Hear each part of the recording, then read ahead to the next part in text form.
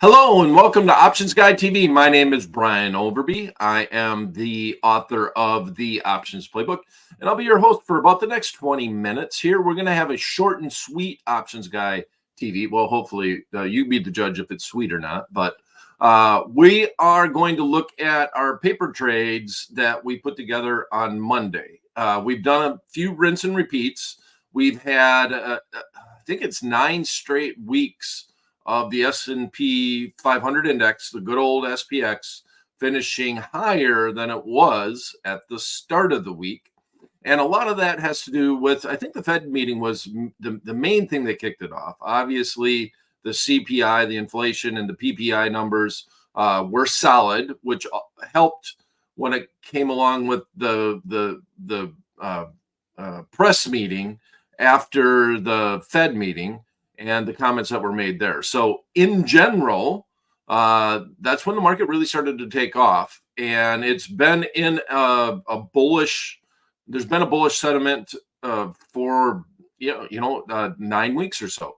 If we look at one thing that kind of surprised me today is to see the 10-year is down below 4%. And it didn't even, as far as the yield is concerned, it's 3.92% at this point in time by looking at the TNX, the CBOE index that tracks the 10-year yield. And just surprising to me that we didn't even really pause around the 4% level. We just went straight right on through. And with all that mentioned, then we had just solid bullish market so far, with every facet of the interest rates and the bond markets is really what has driven this market higher. The yield, the difference between the 10 and the 2 is starting to come in a little bit. The financial stocks have been rocking and rolling. That's been one sector that's been very strong, dealing with the 10-year and the yields, and that has driven that market higher. And I'm going to take 1 second to look at the CME Fed Watch tool. So let's run to my browser here, and we have the CME group, the Fed Watch tool. So it's saying 42 days until the next Fed meeting. So if we scroll down, in March, in January, in 42 days from now, on the 31st, they're now saying that there's a 12% chance that we might see a cut. So that's nothing to sneeze at. Right now, the current market is at 525 by 550. They're still saying there's an 87% chance of that happening. But one more meeting, and we go to March, and then the probability has jumped that there will be a Fed rate cut. Now, this is looking at the futures marketplace. The Fed hasn't said flat out that this is what they're going to do, but the consensus has been that the Fed is leaning into the market as opposed to the market trying to follow the Fed. So the market seems to be heading in the right direction, and the Fed is right behind them, talking about potentially almost up to 4 different quarter point rate cuts over the entire year. So there's a lot of debate about that. As far as the futures are concerned, they're more accurate the closer you get, obviously, to that expiration date. So we're still out to March 20th, so we're still a little bit of ways, but this is definitely well, since the Fed meeting, I think when the Fed meeting was, if I remember looking at the Fed Watch tool, we were right around a 46% chance of a rate cut, and that has jumped 20% up to 68% chance. So to me, this is what's really driving the market. We still have geopolitical concerns, so there's a lot of landmines that are out there. Everybody's saying the soft landing scenario looks like it can and will happen. There are still some people that are thinking that that are still saying we're going to have a tough first quarter going into 2024, but overall, a strong rally going into the holidays, and hopefully we can get a Santa Claus rally after the Christmas holidays, which always takes place between Christmas and New Year's and has a lot to do with that portfolio. All right, so on Monday, we decided to do rinse and repeat. We decided to stay long some speculative shorter term trades.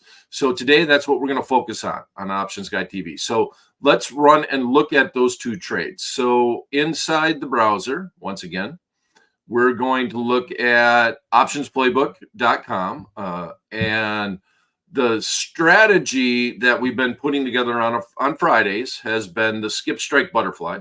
So on Fridays, we're going out of the money, the last couple of Fridays, and set up a skip strike butterfly for a net credit to the account. And basically meaning that if the market goes down, we can make the net credit. If the options all expire worthless, the maximum we can make is the net credit. And we were able to get that done for a 60-cent net credit. By skipping the strike, we did add a margin requirement. And that margin requirement for every 1 by 2 by 1 butterfly that we put on, every unit is a better way to say it. That's the vernacular of the marketplace. 1 by 2 by 1 unit that we send down to the trading floor. There's a $1,000 margin requirement that is created from the short spread that we embed in the butterfly from strike C to strike D. So that short spread is worth more, brings in more of a credit than the debit of a standard butterfly. And when you can get that scenario, then you are able to put the butterfly on for a net credit to the account. Now, the second trade, since, we basically doubled down, I guess, everything's meant to be a paper trade. So we thought that we would add to the speculativeness of our paper portfolio, and we bought a long call spread. So on Monday, on the previous or last Friday, we did the skip strike butterfly, and then this Monday, we went in and did a long call spread to go with it. Now, the market has rewarded us in that the market is going in the right direction at this point in time. So we'll look at those trades and see how they're panning out. I actually have not looked at the skip strike butterfly yet and seeing where that is at. The long call spread is doing really well, but we're getting close to strike A in our skip strike butterfly. So the market is down right around here. It is Wednesday. This is in the SPX. This is the biggest, to me, the time decay factor. The SPX option contracts, being a very expensive index, really hold their time value. And, there's the theoretical, there's the theta, there's this, but this is just from trading for years in the marketplace and trading a lot of SPX. As the week goes by, from Wednesday to Thursday is a pretty big drop off in time premium. And then obviously you go Thursday to Friday and you really get it wiped out. But to me, in the SPX, Monday, Tuesday, not much happens as far as time value is concerned. And on Wednesday is the day where you just see a lot of time decay. So when I'm doing and let's go run back to it, my long call spreads, which the hedge is, if the market goes down, we roll it into a butterfly. Wednesday is usually the day that I really want to take a peek at it. And if the market is going against me, I want to adjust. I might adjust on a Tuesday, but you need time premium in the option contracts in order to make an adjustment. You can't come at the end of the day on Thursday and, you could bring in a small dollar amount usually from doing that credit spread. It obviously depends on where the market is relative to the strikes. But if we're doing the hedge to the long call spread, what we would then do is sell. Here's the one leg or the one spread that goes along with the butterfly. And then the short call spread, if you click on that, that's the second leg of the butterfly, right? So you combine those, and then you end up with a standard butterfly. And that's my only hedge. I don't like to try to chase the market and keep adjusting the positions, paying commissions on everything that you're doing, paying bid-ask spreads. I do one trade, put it on. If it goes against me, do the short call spread, turn it into a butterfly. And then if it all works out, then, well, great. So what all we're trying to do when we roll it into the butterfly is give ourselves a chance. It means we're down on the position. And when we roll, we are hoping that the market comes back. So it's kind of playing the hope game, but we're going to take some risk off the table. We're not going to have any more additional margin requirement because it's just a standard butterfly. So when we're all said and done, we're going to look like this. And let's run down to long butterfly with calls, right? So when we're all done, so this is the first long spread, and that would go out. This is the short spread, and then right here would go on. You combine the both of them, and it looks like a butterfly. And then so if we put that on, we're really just hoping to get out at break even. It's given us a chance. We're going to take half the risk off of the table, and hope that the market comes back and lands somewhere between strike A and strike C. That's the plan. Haven't had to do that because the market has been so bullish recently. And I'm going to take the time to now run to the TradeHawk software, go to the options grid, and okay, let's run there and let's look at this. We have in the watch list, I have the markets. This is the one thing that I was highlighting, is that the TNX is 3.91. So you just move the decimal over 1, and that's where the yield is for the 10-year. And we have the SPX right now up 347. It's trading at 47.71. Okay, so on Friday, when we did this, I think we'll start with the skip strike butterfly, because that I think is the most interesting one at this point in time. A little bit harder to try to it's harder on the skip strike butterfly to have a home run or a big winner, because whenever we set it up, we go further out of the market. Our goal is mainly to receive the net credit for doing the butterfly. In my mind, a skip strike butterfly is more about being a short call spread trader, or short call spread trader, than it is about being a butterfly trader where you're trying to get the market to stay within the range. So by doing the short call spread inside the butterfly, we're getting it done for a net credit. Net credit was 60 cents on Friday's show, and let's see where it's at. So 47.70. Our long strike is 47.80. So let me move this over here. I'm sorry, didn't realize that my bid ask moved on me. And let's put this one over here. Okay, so this is the call side of things. And we're going to move the 47.80. That's the one that we bought. Now we got to sell 2 of the 47.90s. So let's click on the bid twice. And then on the initial setup, we bought the 48.10s. Bought one of these. Okay. So right now, and this is one thing that is wonderful about a skip strike butterfly, is we initiated this trade, and I think the vernacular you would use is that you bought the skip strike butterfly. Even though we brought in a net credit when we did it, when we initially put on the trade, buy or sell becomes a little muddy when you're talking about just butterflies in general. But we put that trade on for a net credit of 60 cents, and right now it's trading for a net credit of $3.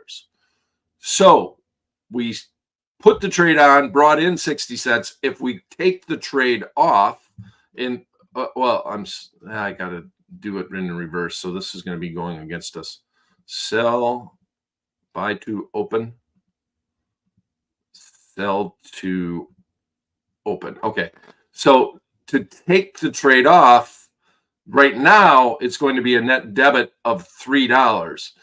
If the market continues on up, and then we're going to send this into the what if calculator, it's possible that we could take this trade off for a net credit to the account. So let me set this to the what if calculator.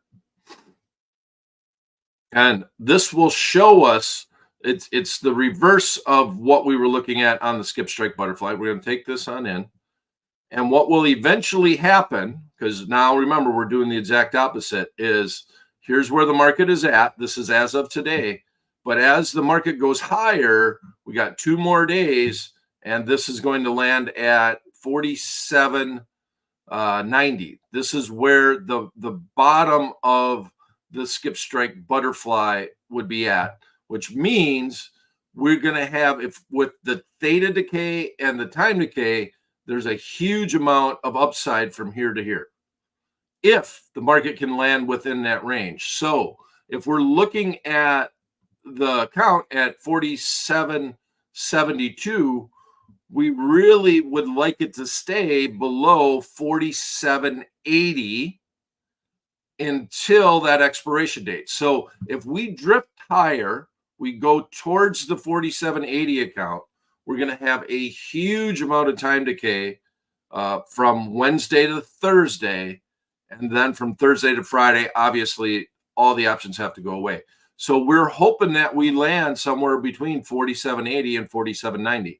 If it goes to 47.90 right now, we're going to want to consider getting out of the trade. If it continues on up at 4,800, that's where our risk really kicks in. If we're anywhere above 4,800 at the expiration date, that's when losses will occur. That's when the short credit spread will really affect us the most. So right now, to take the trade off, we put it on for 60 cents. To close the trade off, we're at $3. But very quickly, and I think it'd be easier to sell it this way. So this is the initial trade. And let's send that to the what if calculator.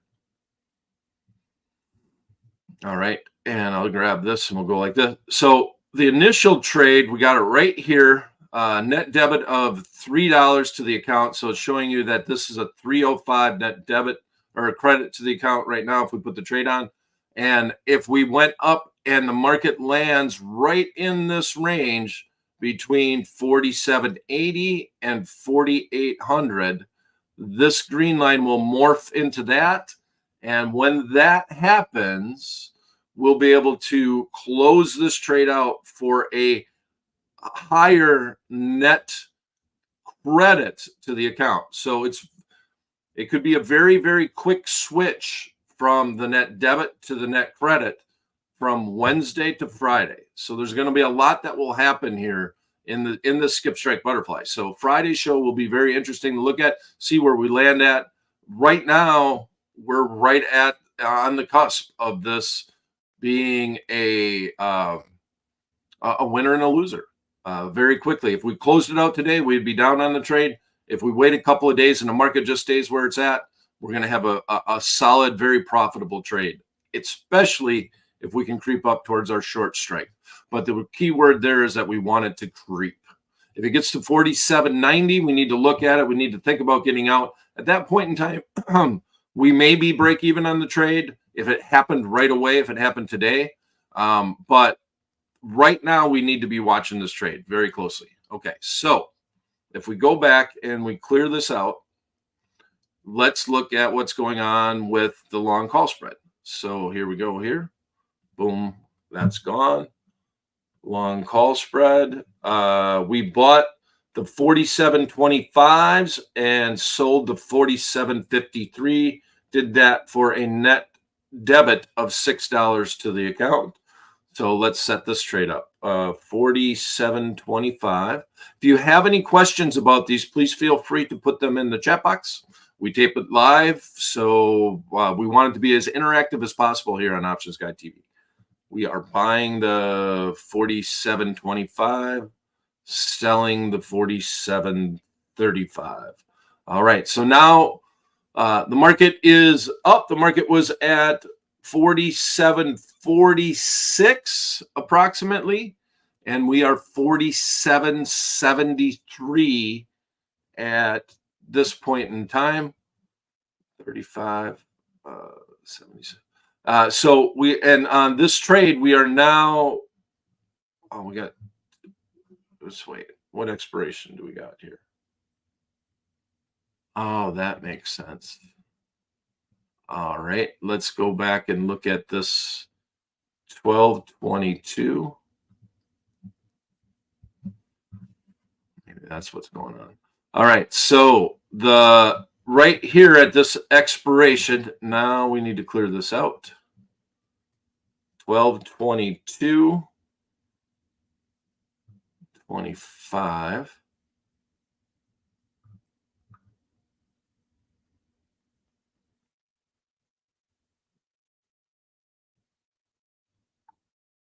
Okay, so here we go. Here's the ask, 47.25, 47.35. All right, that makes a lot more sense. The expiration here is we put it on for $6. The maximum that we can make on the trade is $10. The expiration date is the 22nd, which is 2 days away. And we're trading at a limit price of $9. And right now, the midpoint is $9. So you have 2 full days of expiration of trading. You got all day.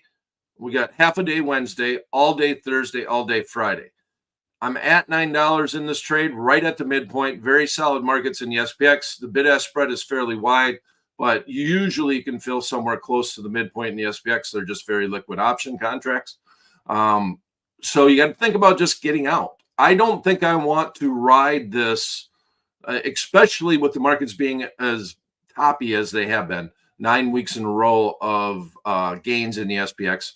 We're about 1% away from an all-time high. Dow Jones Industrial Average has already hit an all-time high.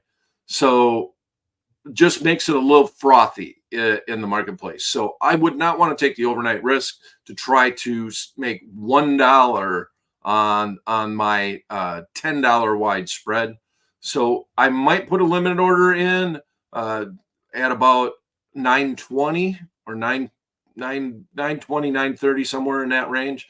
And if it doesn't fill, I'm going to just try to close it out somewhere around that $9 mark. And then that's a simple trade, easy trade. We're obviously not going to adjust it into the butterfly. That's simple. That's straightforward. Okay. So now let's go back to the skip strike, because I think I might have had, that did seem like a very big debit. So let's go look and see where we're at with the skip strike. 60-cent net credit that we put it on. And let's clear it out. 47.80. Okay, buying. We might still be down on this one. I'll do it as the order, the way that we entered it. 47.90. We're going to sell 2 of those. Oh, let me pause for a second.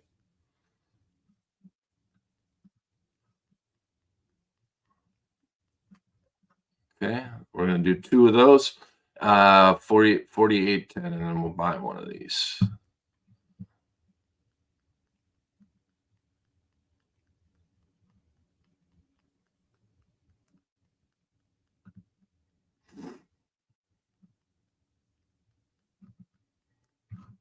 Need the system to catch up. So I think it's going to be closer to an even on this trade. Well, it is. It's 130 is the price right now. So that means it could take us 125 is where we're at. We put it on for 60 cents, and this is the right expiration, December 22nd. December 22nd. So yeah, I thought $3 was a little high, but I guess it wasn't out of the realm. 125 is what it would cost us to take this position off. If we put it on right now, we'd be bringing in a net credit of 120 to the account. The market is pushing towards that 47.80. We're at 47.73. Ideally, we would stay below 47.80 today. That would be a solid place to finish. Open up in the morning somewhere between 47.80 and 47.90. Then that means Thursday, you have 2 full days of trading, all day Thursday, all day Friday. 125 is where we're at. If we hit 47.90, And I guess we'll toss this in the what if calculator. Yeah, I had the wrong expiration date. It was kind of confusing why it was so much of a net debit.